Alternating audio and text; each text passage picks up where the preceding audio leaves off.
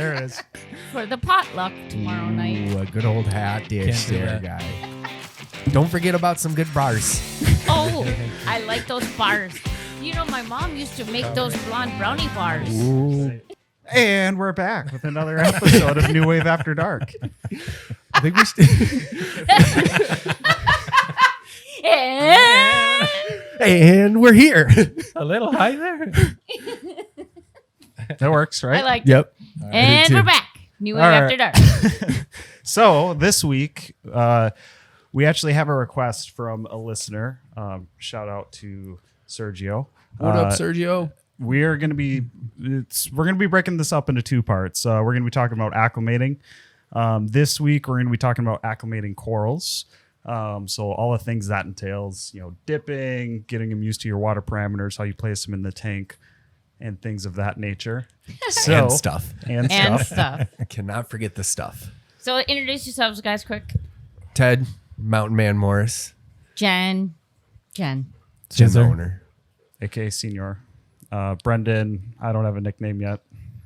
Anyway, that was really entertaining. Yeah. Womp, womp, womp. Right. All It's right. too new. That's really what it is. Yeah. Coral Acclimation 101. So coral acclimation, the biggest one is temperature. You got to make sure that there's similar temperature in there. So what we like to do and what we practice is throwing your kind of bag that you get your coral in, whether it's shipped to you, whether you just picked it up from your local store, whatever you do, put it in your tank for at least a half hour, making sure that those two temperatures are similar before the you same. start doing anything Would with you guys it. agree temp is, Yep. we're all in agreement that temp is very important because then the other parts, water parameters, They're a lot Alkalinity, easier. yeah. alkalinity, salinity, all those things kind of play into our coral dependent. We all kind of have our own ways of doing things. Yeah. I think I like to test salinity first, and then I do alkalinity before I really move into what else I'm going to do next step-wise. Let's say it's the exact match to what my tank is and what's in the bag. Then I'm just going to process with my dipping and go from there. But if there is a difference in any way, shape, or form, for the most part, I do like to drip acclimate corals into that. Going into just easing it into the water condition change. It's going to be easier on it. Now, that's not every single one because there's a few things, but for the most part, that is what I do at the store and at home.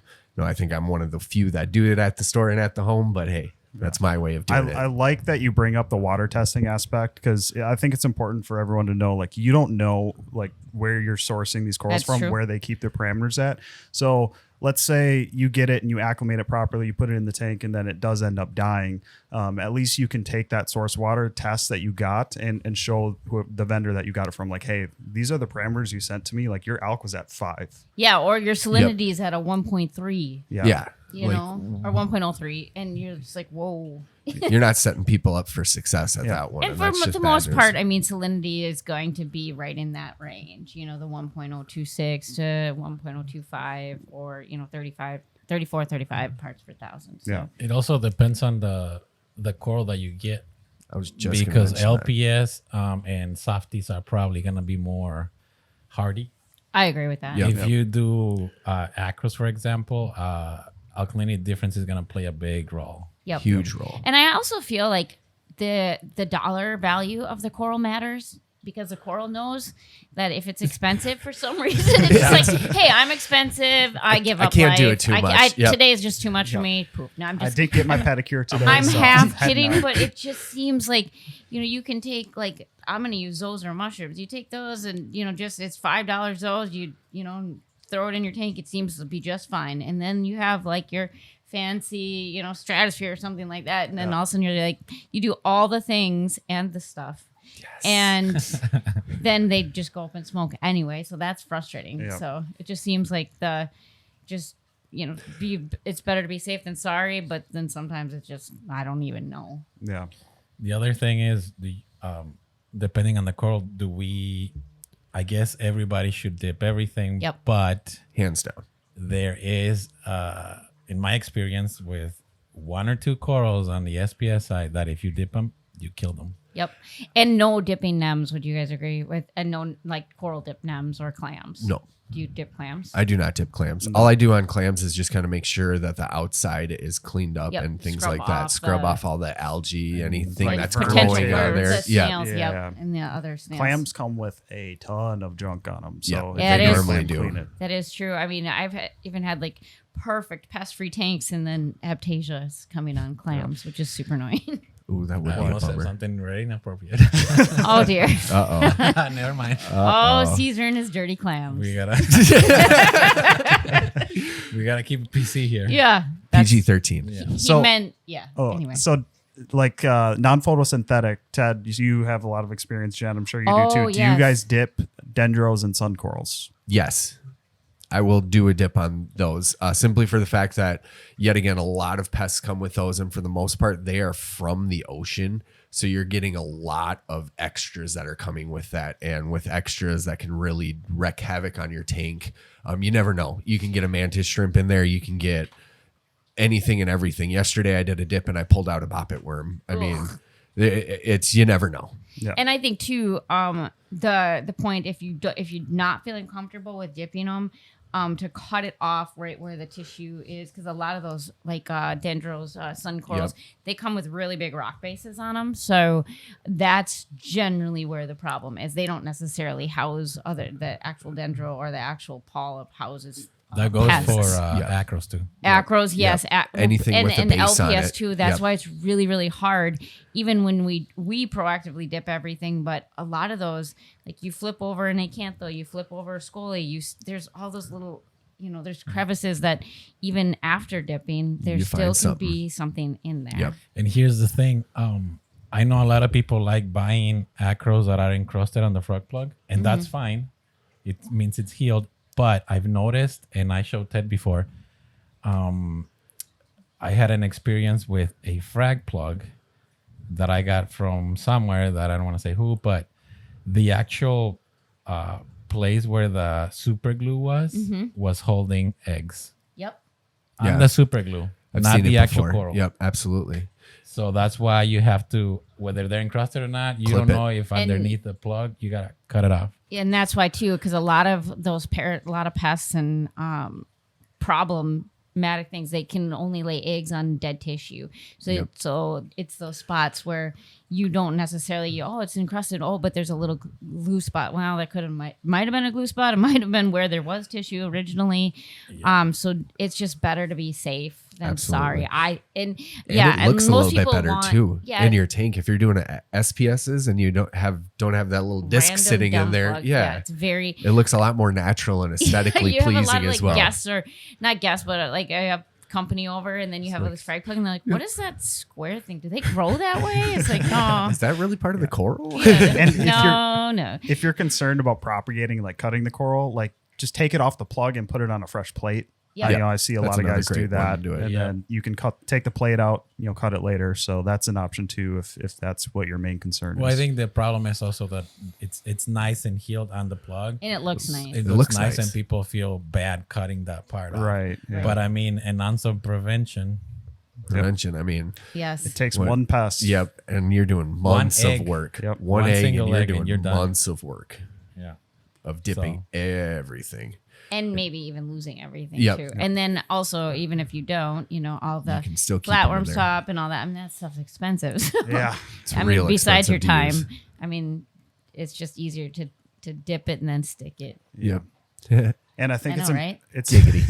it's important. Okay. It's important to say too, like it doesn't matter what vendor you get it from, dip your coral. So whether it's, from the best name brands you can get to your small like hobbyist, dip your coral, because it only takes one pest. Yeah. I know our camera fell down. Sorry. So, all you Brendan, you watchers, want to I'll go fix fix it. Yeah, that? Yeah, you want to go fix Fix that? that, Sorry. and we'll But just, dip your corals. That's a point. and we'll just point and laugh at you. Yep. Ha ha.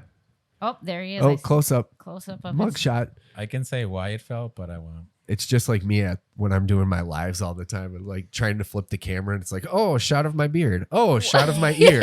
There's been times too where I thought it was off, and then I'm trying to turn it off, and then it's like, someone just saw my brain through my nose. Yep, pretty much. You're like, oh, I'm glad I cleaned my nose this Yeah. morning. Or- Is this thing on? Yep, what's going on here? There's been times too where I'm like, then there's some 4-letter colorful words. Yep. That you're just I like, sounded so old when I just did that. Yeah, you really did. God. You're showing your age, senor. Hey, I'm- I'm 40 young. So. yeah, I'm feeling my age. If I had a feeling age, it'd be like 70, especially after yesterday. Oh god. I'm 40. I feel 80. Yep. Anyway, back to coral acclimation. Acclimation. So let's say let's just run through the process. So you order coral, it comes in the mail. Do you treat that differently than if you get it directly from a store, or is it the same process? We're basically, I think we said, no matter what, temp acclimate them, and then what?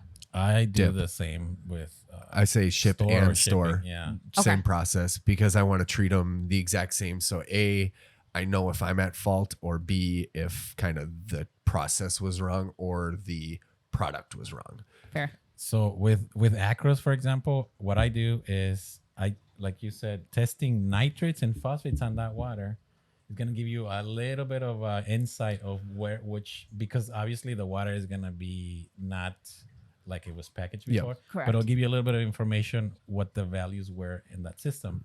And salinity is just kind of a precaution because we know it should be on that range. But you never know. True. Sometimes Yeah. random things happen. I mean, we've all been a victim of random things. Yep. And then after that, temperature acclimate. And then I usually put it in the sump in a way that I can drip and keep it in the water so it's always the same temperature. Yep.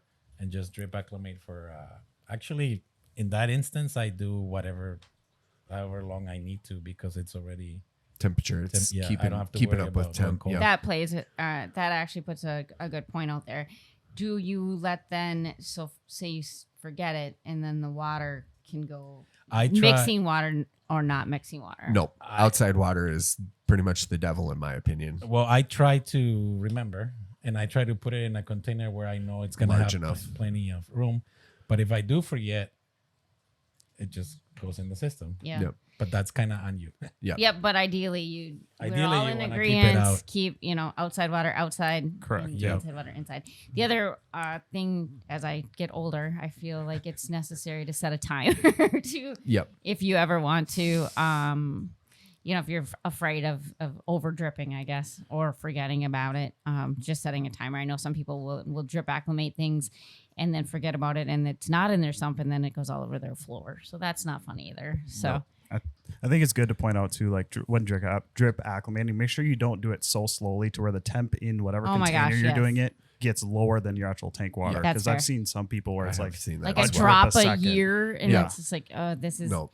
They temp acclimate on the bag and then And then they put it in there and and it just, yeah. same Then thing. it takes just 2 kinda- hours to drip acclimate them after that. Yeah, It's no. like, yep, there Well, goes that's why I that. set it on the sump. Yep. That's a great point. I mean, And a really good idea too, because it's very easy for most people with a sump. But hey, if you're one of those AOI guys or all-in-ones, you don't have that option, but you can still pretty much do it within a bag there. I wonder if we could make something though that like a little acclimation, Yeah. where it actually had like a little hole or something like I call them like Beep almost like hole. that multi Yeah. box, you know? Yeah. yeah, the like multi box is yeah. a really good. You know, That's a you great could point. hang it on there. You could drip acclimate them or do it whatever you wanted to, and it would have some kind of drain. We'll have to look into that because Yeah. that'd be really interesting. I know. Idea. Idea. Those going We are off. going to make tens of dollars on this idea. Yep. Everybody get ready to leave the county. Tens of dollars. Brilliant. Tens of dollars. Brilliant. So as far as acclimating, so temp, you start the drip, and obviously that depends on the parameters, alkalinity, Yeah. things like that. Then What do you do next? I say even type of coral depends on your next steps too, because if you have a little bit more of a sensitive style coral, you're going to be a little bit more time cautious than let's say if you have a little bit more going back to like mushrooms or zoas that are a lot more forgiving in the process than a Euphilia, SPS, Scolies, some of those larger LPSs that are definitely going to let you know if they're pissed off. Yeah. I think too, then the logical next step with most people, myself included, would be to dip it. Yep. And I think that in itself, there's a whole bunch of different procedures, a whole bunch of different types of dips, different products, ways. So I don't know what Brendan just did, but he's anyway. I think we should touch a little bit on different types of dips or different types of ways. I know that I've done a couple videos on, like, just for example, like Lugo solution, iodine, some other dips too. And I think no matter what dip you are using, whether it is for aquarium use or bear or whatever, make sure you follow the instructions. It's like, I know that some of them are like, oh, you can do it for 5 to 10 minutes, but I mean, set a timer. And also, like, some of those products that say, this many drops for this many gallons. I mean, you're already this far into it. You've already purchased it. Just listen to it. Yeah, just do it. I mean, it's They do not it there for as a a reason. mere suggestion. Yeah. I mean, especially when you're dealing with iodine dips and other things like that. That extra drop, it may not seem like a lot to you, but it can nuke a coral very quickly. Absolutely. It's funny because people will drive an hour or 2 hours to get to where they want to be to buy a coral, and that's all fine and dandy. They take it, and then they get lazy the last 5 minutes or 10 minutes it takes to acclimate and dip, and they just dump it in their tank. Yeah. Does that make sense? Nope. I don't think so. And kind of going back to touching on Jen's point too, where especially when you're dealing with bacterial and dipping and things like that, it's very important that you're following recipes and or guides, because you're dealing with some pretty good stuff there that can actually mess with the coral structurally as well. So you have to be very kind of cautious of that when you're utilizing them. Yeah. And I would suggest invest in acclimation equipment. So have a Agreed. separate Yes. dip container. That's a really, really good point. syringes. The AccuDrip is a really great tool. You can Yep. see the actual drops Yep. you're doing. You can And kind of control pace the it flow. too. At the store, I have 4 different containers that I use for when I'm getting in corals using for that dipping. So it is a whole process where it's a dip, clean it, freshwater, dip, clean it kind of thing. So you're literally minimalizing any kind of transfer of any of those bad news It's things. a few dollars, but it goes a long way. Yep. So Absolutely. I have another idea though. What if we made acclimation kit, like drip kits and all that? We could do that as well and just make it easy. Jen, we can't be giving all the podcasters yeah. our ideas. Another $10 idea. Tens of dollars. we'll have to get it created before this launches. Yeah. Yep. But yeah, so I mean, there's a couple. I think most popular dips obviously are the Coral RX, Dip X by Red Sea. Yep, Dip X by Red Sea, Revive. Revive's a good one. Bear, I know, is not meant for corals per se, but a lot of people use that as well. And I know depending on the coral too, that's kind of That's a big what one. we decide to Yep. use for dipping. And then also, you're not just dipping for parasites, but I know that now that we've started collecting from different parts of different oceans because of legislation and government, we've seen some other types of like bacterial infections that we've never seen before Or dealt with. So those are really, really important. So even if you do dip to get rid of parasites, or you're thinking you're dipping to get, like, I know the big buzzwords like acro-eating flatworms, mono-eating nudies, the zooeating nudibranchs, those types of things that you can visually see with your eyes. But there's other bacterial. I know for us, we've seen within the last year or two that we've never seen before is like the euphilia. Yep. And the bacterial infections. Personally, I mean, I lost a bunch of scolies. I had no idea why. My water parameters were perfect. And I mean, it was an infection that came from euphilia that can be transferred to any LPS total. So, I mean, that brings us into a whole nother, what we could talk about is quarantining corals too, but just making sure you know what you're dipping for. And then after you're dipping, then, inspecting the corals too, getting rid of parts that don't look good. And just because, you ordered the coral and if it came in with damaged spots, to separate that and Yep. not just risk your whole tank, just like a fish, Yeah. just because it's there and you don't want it to, you already feel like you invested the money. You just take that next step. Dipping's half the process in that step of acclimation. Getting 'em in The there, other yeah. step is cleaning off the coral. If you're keeping the plug, you scrub that down really good, or like what Caesar said, remove the coral off the plug if you can. But removing any of those hard things to get off, like vermitids, any hitchhikers like that is. Here's a fun tip for everybody to go on Amazon, get a dental tool kit, Yes. and that will help you scrape anything off of coral. It'll help you scrape anything off of rock. I mean, it's utilized for dental cleaning. So Actually, we'll get the dental kits. yeah, and we'll we'll put get new you. wave stickers yeah. on. We'll get you Another guys $10 squared up. idea. Yeah. We'll get you squared up, but that's one of my hacks that I've learned over the time. That is- and then also using that coral brush that we have as well. It's a little bit firmer of a brush, and it really Yeah, it has does a a great job The of two getting sides, it. Yep. and I've used that coral brush. Yeah. I mean, It's I'm a going to bring lifesaver. it to Brendan's point, having two of them, one for just your dipping and then one for your main display. But Yep. I mean that other I thought you were end. gonna say personal hygiene. Oh yeah, and personal hygiene. You'd probably Oh, man, rip that your would gums rip your off. gums Oh my apart. gosh, that one, the The one little side, one? yeah, Yep. the little Oh. side that you can really, but that one's really good for scrubbing off like even rock, but a lot of your LPS corals too, using that side on the skeleton yep. and getting any other pests off of that too. I mean, the last thing you want is like, oh well, there's a little piece of bubble algae in there, it's fine, it'll be fine. It's like Nope. all it takes. I Is mean, one bubble. one bubble. I mean, you never start your tank off with a bubble. Your water doesn't come with bubble algae. Right. You know what I mean? So it had to come from somewhere. So just do your diligence Uh-huh. Yeah. and get the coral brushes. And for those of you who want a visual aid of what they look like or to purchase, just go on our site, type in coral brush. You'll see it on there. Two different sides. It's a great tool for cleaning corals. There's super Even tank maintenance too, because that little Yeah. one goes in That's the little really good for grates the in there. silicone, algae too. on rocks too. Yeah. yeah, like just making sure so you don't get Keeping your it's wave soft makers enough. clean. equipment. Yeah, I for used it equipment. for cleaning pumps because Yeah. that Yep. fine part I can get in between the actual Absolutely. blades. And And it, to be honest with you, it's you don't need to take a loan out for them. Nope. They're upwards of $5. yeah. So I mean, it's probably your best investment. Only a new wave. Yeah, $5 and a smile from Caesar. Priceless. So going into it, what do you do when you find something on your coral? Oh dear. I always grab it and separate it, and then look at it later and try to figure out what it is, where it came from. Do why you it's put it there. in your tank though? No, not at all. If you're not 100% sure what it is, don't put it in your tank. No, I mean the coral. Like Oh, the say you coral? find something on your coral in your Ooh. dip.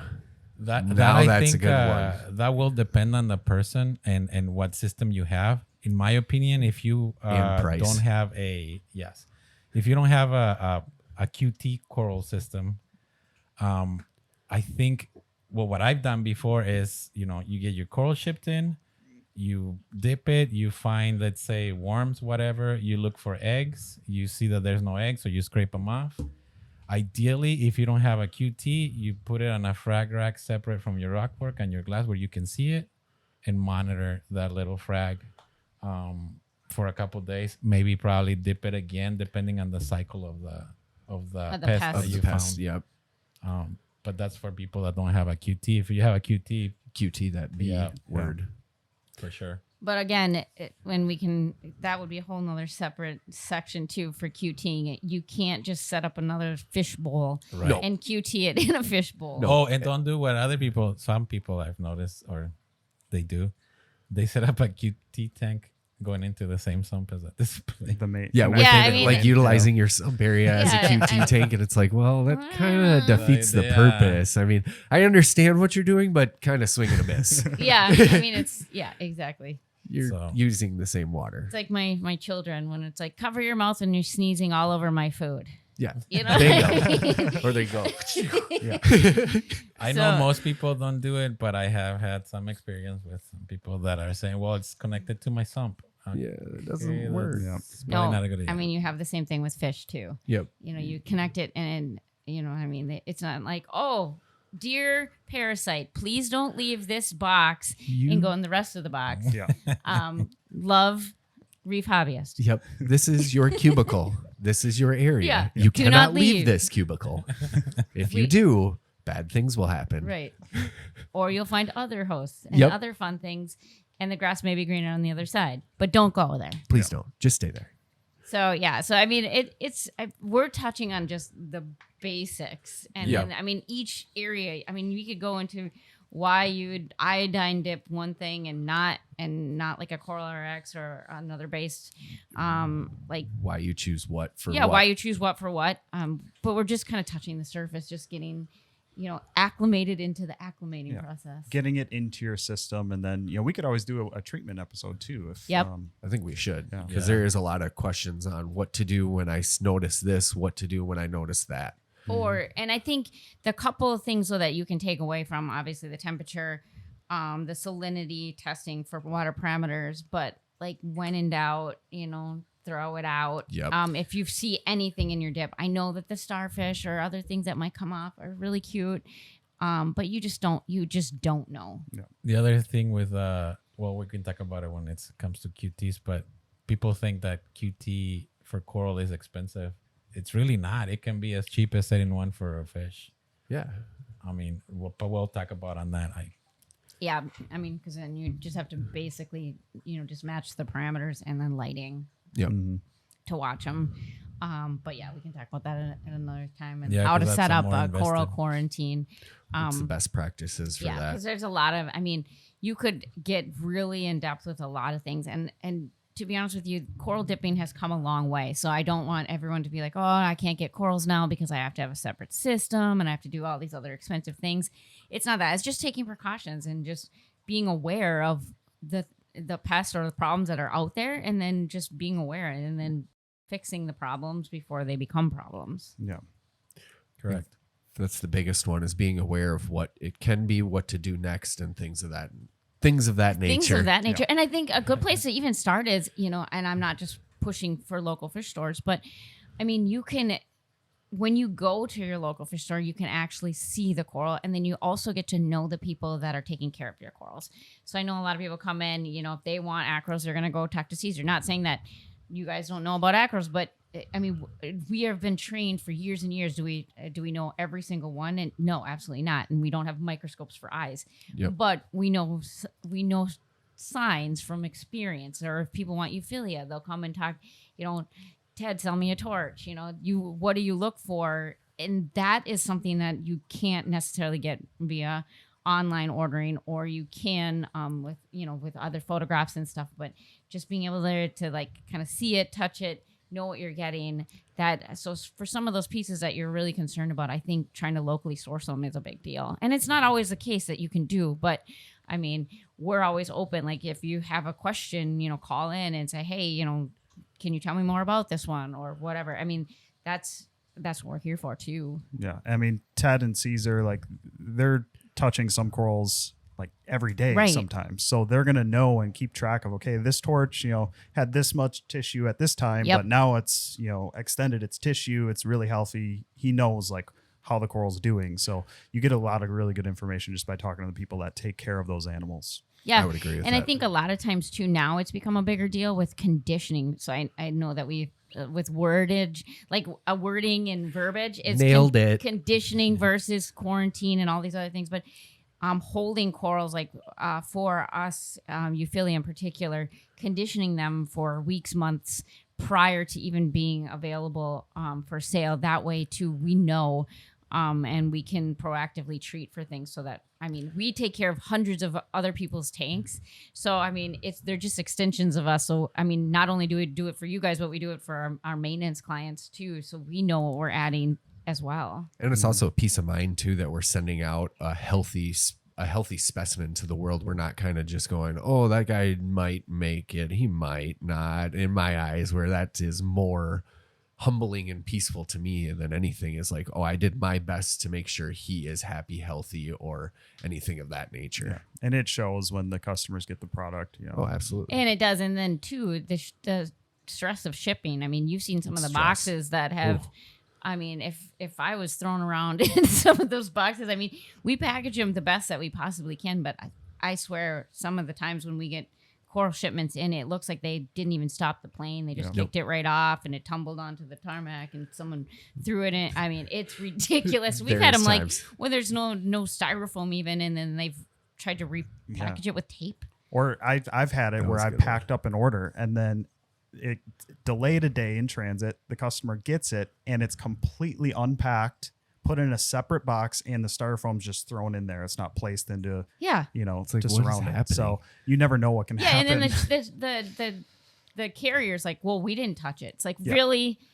Yeah, nice try. It's How in a did it brown look like box this? instead of a white box. Yeah. So, Yeah, and it has your name on it. Yeah. You know what I mean? Like, It wasn't a New Wave box before, and now it says, I'm not going to throw anyone Yeah. under the bus, but it says something else. It's Now like it says brown box. yeah, and so that it's not the case. So also, knowing that we're getting, when we get corals in, we're sitting on them for a while. That would give them some time to heal, water parameters to adjust, and then sending them out again after that, instead of like a traditional chop shop where you cut it, ship it. A fresh cut frags sometimes, I know for SPS2 are just a recipe for disaster.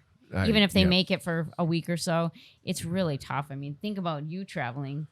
I mean, when I travel, it's like I need a day or two to settle down. Absolutely. And just imagine the shock of, let's say I fresh cutted you on Tuesday, on Wednesday, you're in a completely different tank parameters. Yep. And it jumped 2 points in every department. Yep, How are you going to handle that? the odds of success go way down at Yeah. that point. they do. Absolutely. That's why you gotta drip acclimate. Yep. And I mean, it can be done. So you are correct. Is it our practice? No. Generally speaking, no. It can be done. I mean, we could freshly cut a euphilia, though, if we're not cutting through tissue. That's Yep. something totally different. Yep. But we do prefer, and it is our standard practice to hold corals, to condition them, so that we know that we're shipping out a healthy coral. Yep. So we dipped, we cleaned. Let's get to the last step, putting it in the tank. Placement. What do you guys do? Do you get it off the plug, glue it directly to the rockwork? Do you put it on a frag rack and monitor it? What's your procedure? What's lighting? I think depending on coral is the biggest one on that one. Let's say lighting wise, we're going.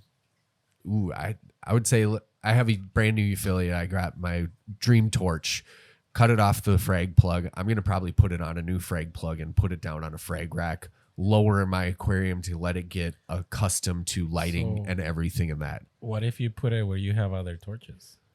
See, I want to avoid that until I know that that one is a healthy dream specimen, simply for the fact that brown jelly can spread like wildfire, That's fair. and it only takes one bad head and you ruined your whole collection. That's true. And so if you isolate it just a little bit out of the normal flow too, so if there is brown jelly, it's not going to get blown right into the That's there. a good point. That's what I like to do. But then again, we also have zoas in there. I'll throw my zoas right next to my other zoas, Yeah. just to keep them like I that. think But too, asking, it's not unreasonable, especially for those higher dollar pieces, to ask what is the par that it's under Absolutely. right now. Yep. That way you can match it as closely as possible. So that's a good point too. I didn't think about that. Yeah.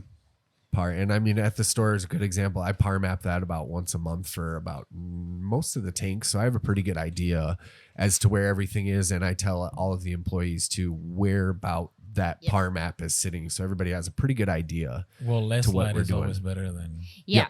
Yep, you know, less You is don't better wanna than more. If you blast start 'em. low, yeah, you'll be able to move it. Well, eventually. imagine yourself if you just jumped out in the sun for 12 hours and you're not used to it. You're going to come out not looking the best. Yeah, like a lobster. Yep. It'll be rock lobster style. Yeah. Crunchy. I'll Yep. just come out brown. Yeah, Well, you, but the rest of us will be. Yeah. I'll be bright red. I'll be just swollen and and then next day just peeling and Oh, it'd be disgusting. bad.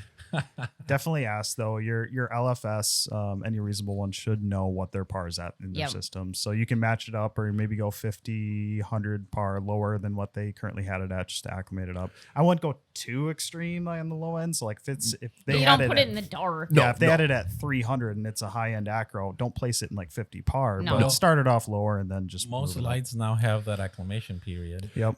But I don't know if that would affect. I was just the going rest to of ask the you coral. guys. Because if Yes. you put that, I think you it know, would. Definitely. You're changing your lighting on your Yeah, tank. yeah. How but you're wouldn't only it? doing it for I think it's 3 days. Yeah, or whatever that I period think long it's still. I lasts. think that would mess I with think them. it would be easier. I mean, and you can do it. It's your tank. You can do what you want. Stability and consistency is obviously, No, what I I mean, agree. is definitely hands down best practice. But I mean, you can do the same thing with knowing. I mean, and not everybody knows their par, but knowing where your par is, so you can adjust by just coral placement instead of messing with everything. Yeah, so don't move your lights, okay? Yeah, don't move your Don't lights. adjust your lights. I don't just- think. Because Yeah. your alkalinity consumption is going to change when you do that That's too. true. And Yeah, because then they stop growing for a minute, and Yeah. yeah, you're right. Well, I'm just saying that's a feature on the lights. Obviously, I don't is. think anybody uses it. I think it's utilized for those Some people do, quarantine. Or for new Systems, for or new new systems, systems. when Yeah. you're Yeah. dumping a bunch. I mean, because that was a thing for a while where you'd cycle your tank with corals. Yep. So I mean that is another. yeah, That's when you'd most likely use that feature. yep. that is another episode. Yeah, it is. For sure. Yeah. So I mean, going back to just summarizing everything, it's temp acclimating, placement, lighting, parameters, dipping, When I dip, we dip. You Drip dip. acclimating. drip acclimating, Acclimating. and just treating. You know what I mean? You guys, we all paid money for. I mean, I always tell my customers, there's no better way to flush your money down the toilet than to literally take a Flush. coral and flush it down the toilet. Yeah. So just taking those extra steps. I mean, even to the point where they even have like one shots, like the Coral RX even Yep. has the one shots. I mean, it's not something scary. It's not an extra step that's gonna you have to take a whole Saturday to do. No. But just being aware. Especially if you buy one of those pieces that, $800 or Ugh. Oh. and you just because were lazy to Yeah, do it, hindsight you is just- always 2020. Yeah. Been there, done that. Wrote the book report. Before we're done, there's a couple corals that you mentioned that you've had problems with That is a dipping good that point. actually go up in smoke. Can you bring that smooth up really skins? quickly before we sign off? One of them is, and everybody should know this, Hawkins Ecanara. Echinaris, yep. That thing, it doesn't matter. You leave it a minute in there, 2 minutes, whatever it is, it goes up in smoke immediately. Is that a deep water? Is that why? Or is it smooth skins? I think Yeah, smooth it's skins a- are is it the very. smoothers? Well, I had dipped other smooth skins and they're fine, but Okay. that one in particular, I agree. and I don't think it might be a deep water one, but I have kept it in really high power, Okay. and it does just fine. It's just the dipping that Something. there's something with And it. Red Dragon, too. I feel like it's the same thing, but that's just in my Now experience. that one, I would second that Red one Dragon. I have dipped before, but it is sensitive to it. But takes a that one beating. is low light. Yep. Oh, fair You enough. put it up high, it'll It- go pale and then die. But I know that the Hawkins, I remember a customer brought in this beautiful colony for trade. And I just, I was doing what I normally do and, proactively dipping. And I mean, when the customer left, everything was perfect. Everything looked great. I was super excited the next day. And then I had a white coral. And ultra rare. the ultra rare white coral, and unlike my clients who are some customers that come in that ask when it's going to grow back, I knew it was over. My theory on that one is that it has their tissue is so thin, and it also the slime coat on it. It's so also thin that it doesn't. It's like your fish, the Achilles or the, they have a thing Different scale Yep. pattern. line- Yep. Yep, that makes them more susceptible to things. to ick. Yep. The slime coat is too thin, but that's not neither other. So And one thing, lastly, I'd like to mention: be careful when gluing your corals. The last thing you want is to have the glue encrusting half of the frag that you just bought, and it kills Yep. half of it, Less or is like more it with covers your glue. zoas, or you got chunks flying around in your tank. Plug? oh yeah, Less we've had is people more. that bring in their plugs for trade, and it's like it was actually a coral on their glue frag. Yep. You know what I mean? Like the Yep. coral was this big, and the glue frag. I mean, the glue that they used was probably $5 worth of glue. They use, Yeah, like, it they was a use one of ball- those tubes as a single shot. Yeah, Just- I mean, it's not ice cream or whipped cream, Yeah. And also you bring up a good point. There are some secrets to gluing corals. I think that might actually be a really good episode too to do Fragging, yeah. fragging, and then how to place glue on there when you put them in the tank or put them on a plug. If you can glue green slimer, you're done. You're Yep. good. I have a trick to that. Oh, I did too, but Yeah. that's another episode. Another episode. So I think we're ready to sign off, and thank you guys all for listening to New Wave After Dark. You guys want to say anything else? Thank you for your feedback and your support, guys. If you have any questions, topics you'd like featured on the podcast, or you just want to give us feedback, head over to newwaveaquaria.com/podcast, and we have a contact form there where you can fill it out, and we will hopefully feature your question or topic on a future episode. Sounds great. Was Thanks. that to No, that was No, perfect. you nailed it on that Yeah, one. you did because I like Like- the speed. Touche. I was gonna say Yeah. we do Golf charge for clap. pictures, but Yep. All right. Anything right. else, guys? Nope. Nope. We're out. All right. Good. Thanks Have for a good one, listening or guys. watching. Thank you.